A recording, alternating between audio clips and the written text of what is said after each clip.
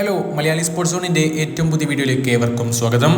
India versus Zimbabwe തമ്മിലുള്ള T20 പരമ്പരയിലെ 4ാമത്തെ മത്സരം ഇന്ന് നടക്കാനിരിക്കുകയാണല്ലോ. നമുക്കറിയാം, ആദ്യത്തെ മത്സരം സിംബാബ്വെ വിജയിച്ചിട്ടുണ്ടെങ്കിൽ കൂടി രണ്ടാമത്തെയും മൂന്നാമത്തെയും കളിയിൽ കിടിലൻ വിജയങ്ങൾ സ്വന്തമാക്കിക്കൊണ്ട് കൃത്യമായിട്ടുള്ള മറുപടി തന്നെയാണ് നമ്മുടെ ഇന്ത്യൻ ചുണക്കുട്ടികൾ നൽകിയിട്ടുള്ളത്.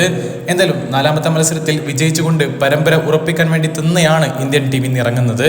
നമുക്കറിയാം, ഇന്ത്യയുടെ വേൾഡ് കപ്പ് സ്ക്വാഡിലേക്ക് പോയിട്ടുണ്ടായിരുന്ന സഞ്ജു സാംസണും ശിവൻ ദുബൈയും യശസ്വി ജയ്സ്വാളൊക്കെ കഴിഞ്ഞ മത്സരത്തിൽ തിരിച്ചു വന്നതോടുകൂടെ ടീം കൂടുതൽ ശക്തിപ്പെട്ടതായിട്ട് തോന്നിയിട്ടുണ്ടായിരുന്നു. എങ്കിൽ കൂടി മൂന്നാമത്തെ മത്സരത്തിലടക്കം ഒരു മോശമില്ലാത്ത പ്രകടനം നടത്താൻ സിംബാബ്വെക്ക് സാധിച്ചിട്ടുണ്ട് എന്നുള്ളത് ഒരു യാഥാർത്ഥ്യമാണ്.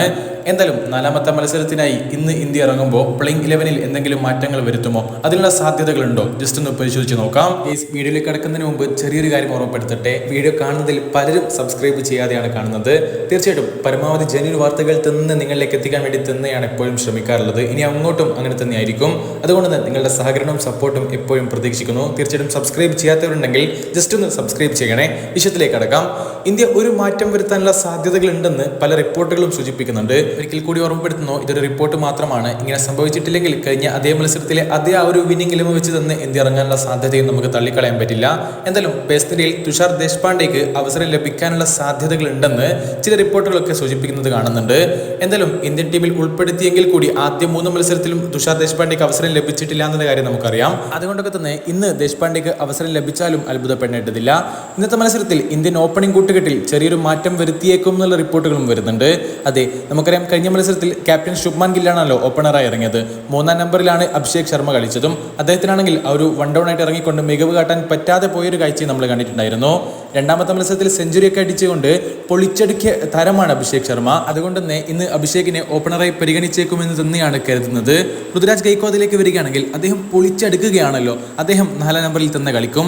5ാം നമ്പറിൽ സഞ്ജു സാംസൺ കളിക്കും. 3ാം T20-ൽ നമുക്കറിയാം സഞ്ജുവിന് ആകെ ബാറ്റ് ചെയ്യാൻ അവസരം ലഭിച്ചത് 7 പന്തുകൾ മാത്രമാണ്. ആ ഒരു 7 ബോളുകളിൽ തന്നെ സഞ്ജു 2 ഫോറുകളൊക്കെ അടിച്ചുകൊണ്ട് അത്യാവശ്യം മികച്ചൊരു ഫിനിഷിംഗ് തന്നെയായിരുന്നു ടീം ഇന്ത്യക്ക് വേണ്ടി നൽകിയിട്ടുണ്ടായിരുന്നത്.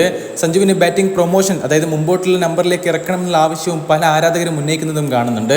ശരിയാണ്, സഞ്ജു IPL ഒക്കെ വൺ ഡൗൺ ആയിട്ടാണല്ലോ ഇറങ്ങാറുള്ളത്. പക്ഷേ ഇന്ത്യൻ ടീമിൽ അദ്ദേഹത്തെ ഇപ്പോൾ ഈ ഒരു സാഹചര്യത്തിൽ 3ാം നമ്പറിലൊക്കെ കളിപ്പിക്കുകയാണെങ്കിൽ ആ ഒരു പൊസിഷനിങ്ങിലൊക്കെ വലിയ മാറ്റങ്ങൾ തന്നെ വരുത്തേണ്ടി വരും. അതുകൊണ്ട് തന്നെ അതിനുള്ള സാധ്യതകൾ കുറവാണെന്നാണ് ഞാൻ പ്രതീക്ഷിക്കുന്നത്.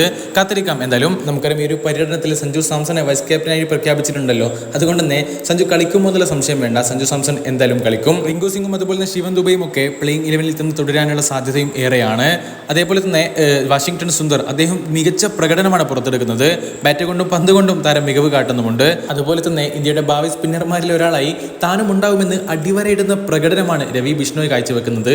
അതുകൊണ്ട് തന്നെ രവി ബിഷ്ണോയും കളിക്കുമെന്നുള്ള കാര്യത്തിൽ യാതൊരു സംശയവുമില്ല. പിന്നെ നമ്മൾ നേരത്തെ സൂചിപ്പിച്ചതുപോലെ പേസ് നിരയിൽ തുഷാർ ദേശ്പാണ്ഡെ കളിക്കാനുള്ള സാധ്യതയും തള്ളിക്കളയാൻ പറ്റില്ല, ഉറപ്പില്ല, പക്ഷെ ചെറിയ സാധ്യതകളുണ്ട്. അതേപോലെ ഖലീൽ അഹമ്മദും പ്ലേയിങ് 11-ൽ തന്നെ തുടരാനുള്ള സാധ്യതയുമുണ്ട്.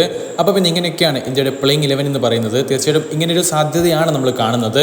അപ്പോൾ പിന്നെ എന്താണ് ഒരു വീഡിയോയെക്കുറിച്ചുള്ള നിങ്ങളുടെ അഭിപ്രായങ്ങൾ? ഇന്നത്തെ മത്സരത്തിലും വിജയിച്ചുകൊണ്ട് ആ ഒരു പരമ്പര 100% ഉറപ്പിക്കണം എന്നുള്ള ലക്ഷ്യത്തോടു കൂടെ തന്നെ ഇന്ത്യൻ ടീം ഇറങ്ങുമ്പോൾ കൃത്യമായിട്ടുള്ള പോരാട്ട വീരത്തോടു കൂടെ വിജയിക്കണം എന്നുള്ള ഉറച്ച ലക്ഷ്യവുമായിട്ട് തന്നെയാണ് സിംബാബ്വെയും വരുന്നത്.